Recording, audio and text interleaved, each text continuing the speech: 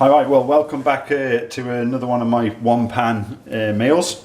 So tonight what I'm going to do is I'm going to give you all your 5 a day in one go here. Okay, so what we've got, little pack of bacon rashers. We're not going to use them all, but pack of bacon rashers, couple of potatoes, any sort really, and we're going to be boiling them a little bit, couple of carrots, couple of onions, and a bit of cabbage. You can use, I've just got one of these pointy sweetheart cabbages, but you can use anything you want. You could use it, I quite often use spring greens in it.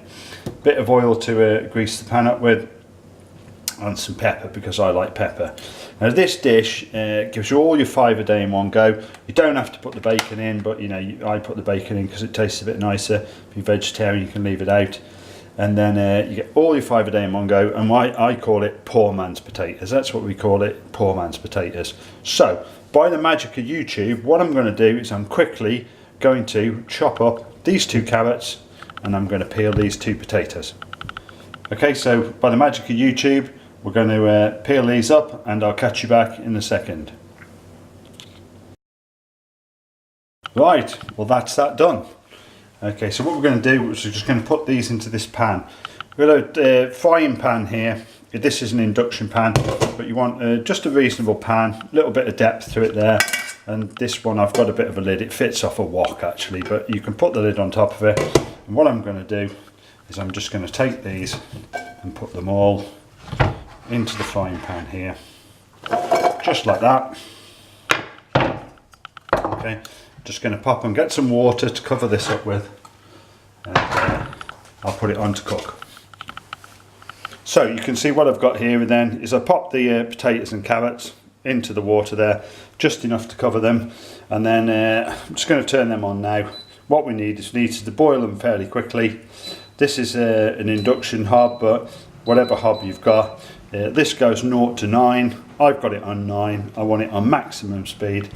Just going to cover it up like that, and what we're going to do is we're going to leave this to boil for get it boiling as fast as possible. Then as soon as it's boiled, we're going to leave it for about 10 minutes, something like that, till they just start to go soft, and then we'll drain them off. Okay, so while that's cooking, what I'm going to do is just prepare these couple of onions, and I want them fairly chunky style. So the way I always do them, I just chop the top and bottom off. I put a little slit in it like that, get my finger in there, and I just peel one layer of skin off in a oneer like that. So I do it. Show you the other one. Top off, bottom off, slice down the side, finger in, peel one layer of skin off. And then the way I do it with onions, with this particular dish, I like to have them chunky style. So I just chop them in half like that, and I go like that. Same with that one. Like that. Cut that one in half, and you could put more or less onion in, or if you particularly like garlic, you can put a bit of garlic in with the onions and that. And you can see they're all quite chunky, but what will happen with them in a minute, when they get into the pan, they'll all start to split up and everything. Okay, so we'll go back now, we'll see, because I think the carrots and potatoes are just starting to boil. So once we got them simmering away, you can see, there you go, quite nice, simmering away there, roughly 10-12 minutes, something like that, until they get a little bit soft. We don't have to get them really soft, but a little bit soft. There we go, pop the lid back on them there, just simmering away on 6 out of 9 here. Okay, well you can see these have been boiling now. I've had these on for 12 minutes. There you go, you can see them simmering, and look, you can see they're starting to go in the water a little bit there. You can see they're soft enough. Look, when the water just starts to get a tiny bit opaque like that, then you can see these potatoes are starting to disappear into the water a little bit. So now is the ideal time to drain them off. So that's what I'm going to do. Right, well there we go. They're all done. You can see them steaming there quite nicely. Quite soft. And then the carrots there, quite nice as well. So what I'm going to do is I'm just going to drain them into this plate there. And I'm going to use this plate to actually serve it with afterwards as well. So I can leave them there to just cool off for a little minute. Right, well we get on with the rest of it. There we go, so we've got the pan there. Let's get it back onto a decent heat. Yeah, I've got it onto 8. Let's get a bit of oil into it now. There we go. I like to put plenty of oil in this because I like my onions to cook well. So there we go. And the good thing about this dish is that you can actually do it with the, you know, the way we first got into doing it was actually by using leftover potatoes from the day before, because these can be perfectly cold, you know, potatoes, carrots, you know, you could use a bit of cabbage, whatever you've got from the day before. So, you know, that's how we very first got into doing it anyway. So with the bacon, I just take the bacon out, I just chop it up like that in there. Remember, if it's a vegetarian dish, you can put yourself some veggie bacon in there. You know, you can pop yourself some you know, veggie cuts of meat or whatever into it if you want to, or you just don't have to bother with it. You know, you do not have to put bacon into this. You can just have just the potatoes on its own. I often have that in the evenings, just the potatoes as poor man's potatoes. And I chop them up like this, so I just find it simpler. Just turn that down 1 to 7 just to take the edge off it a little bit. I'm just going to put 3 or 4 rashers of bacon in this, and I just want this to crisp up, just because I like it crisp basically. I don't like to get to them white chewy bits in the middle. Alright, let's pop one more in. I usually get the bacon from the butchers, but I didn't get to the butchers because I was working, so I've had to go to the supermarket and buy some of this. Well, it's pretty wafer thin stuff, so you'll find it'll shrink down quite a bit. Just chop that up. There we go, right. Put the heat back up now. There we go. Don't put too much heat. There we go. Right. What I want is I want this to spend, I don't know, 5 minutes or so cooking away, something like that. There we go. I like mine to be reasonably crisp, so let's give that, I don't know, 4 or 5 minutes, something like that, and we'll come back then. Right, well there we go. I'm just keeping that stirring around a little bit. And some of you might be thinking, there's a lot of oil in there, Michael, but the thing is that I've got a lot of things to cook in this, and I want the oil to soak up some of the flavour from this. I want to soak up some of the flavour from the onions, and I want to be able to fry the potatoes and everything in it. And remember, it's olive oil as well, so you know it's not going to it's not exactly bad for you, this type of stuff. So you can cook this as much as crispy as you want. I'm going to make mine reasonably crispy because the intention with this is that me and my lad are going to share this, and we both like a little bit of crispy bacon. But if you was going to put excuse me, if you was going to put some cooked meat into this, you could put cooked meat into it, but I wouldn't miss out the bacon stage. Obviously, if you're doing the vegetarian bit, miss out the bacon bit, or use your veggie bacon and go straight to frying the onions.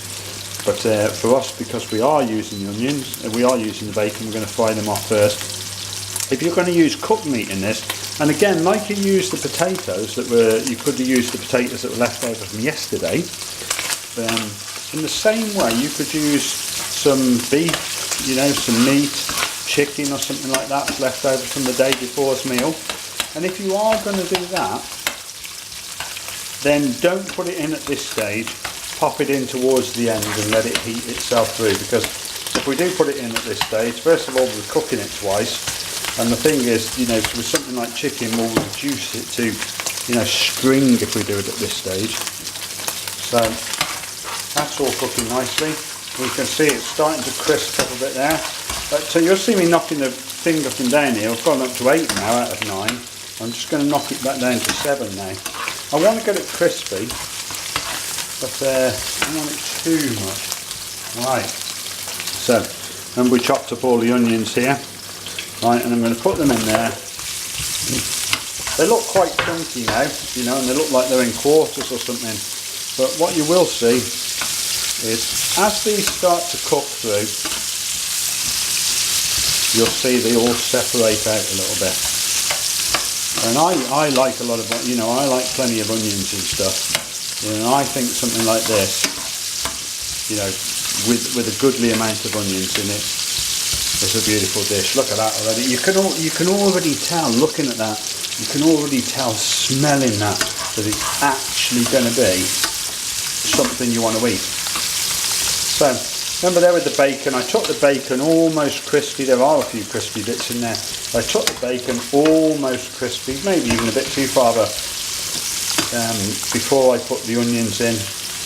And if you were going to put some garlic in as well, I'd give these onions a few minutes and then I'd pop my garlic in. Now, I'm not a massive fan of putting garlic into something like this because I quite like the savoury taste of it. You'll be surprised to learn the way me and my lad eat this is we have this with brown sauce on because it just feels rustic.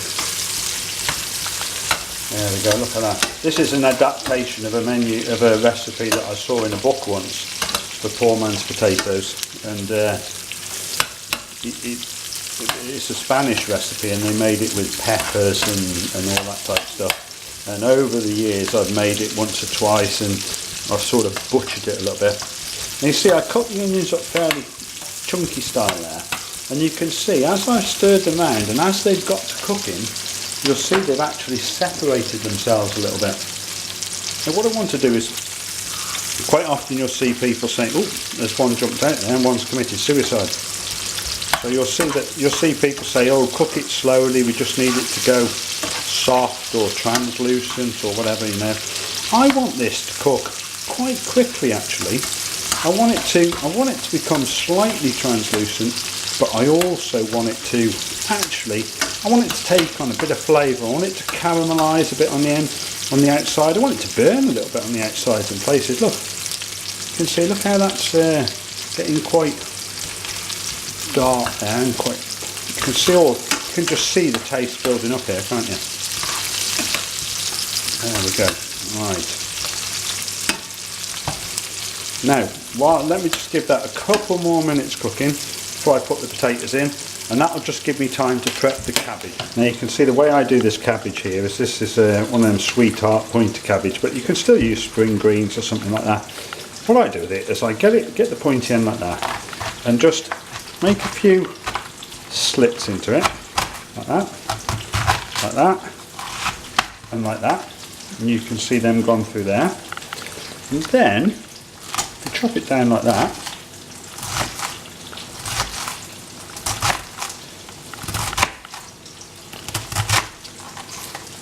there, then what you get is a nice little dose of shredded up cabbage there, and that'll be going in a second. Right, well there we go, look at that. So now we've got some darkness going on there. What it's time now is to, let's just pop these in. All the potatoes and everything needs to go back in now. There we go. Right, and then once you get the potatoes in, we need to keep the heat on a good heat because, I get to eat that now. So we need to keep the potatoes on a good heat because what we want to do is we want these potatoes to fry a little bit now as well. And the onion and the carrots. So I'm just going to swap to a spoon there because what I don't want to do is I don't want to smash this into 1,000 pieces. Just want to keep it reasonable. There we go. Look at that. And we'll keep a little bit of heat at this. We'll keep it frying, and because we put a bit of oil in it to start off with, look, we've still got a little bit of oil in the bottom here. And the thing is, you need, I know what you might be thinking about oil, but you know, I cook with olive oil because I like it, you know, and it's not that bad for you. And the thing is you need a medium to cook it in. You can't use stuff like spray light and that really because there's no medium to cook it in. You can see this stuff is actually cooking. Oh, this stuff is actually cooking in the oils on the pan, and that's what you've got to have. You've got to have some oils when I take, because this is an induction hob of course, the very second I take it off, it turns itself on. So again, I'm on 7 here out of 9, so I'm keeping a fair bit of heat at it, keeping it cooking, keeping it frying. There you go, and all the while just turning it over a little bit, turning it over and then letting it rest. And what we need to do, we're just turning it over because we want to turn it over, but then we need it to take on some colour as well, so it needs to sit on the heat for a minute. So I'll do this for about 5, maybe 10 minutes at the very most, and then we'll, well, 5 minutes and we'll put the cabbage in. Well, we can see I've been going at this now for, I don't know, 5 minutes, something like that more.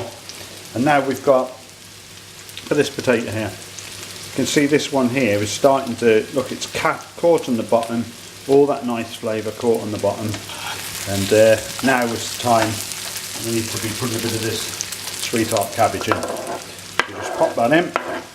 There we go. Get all that in. And what we're going to do is we're going to carry on now in a similar vein, and we're just going to keep steaming it, turning it, twizzling it round. There you go, you see it better that way, won't you?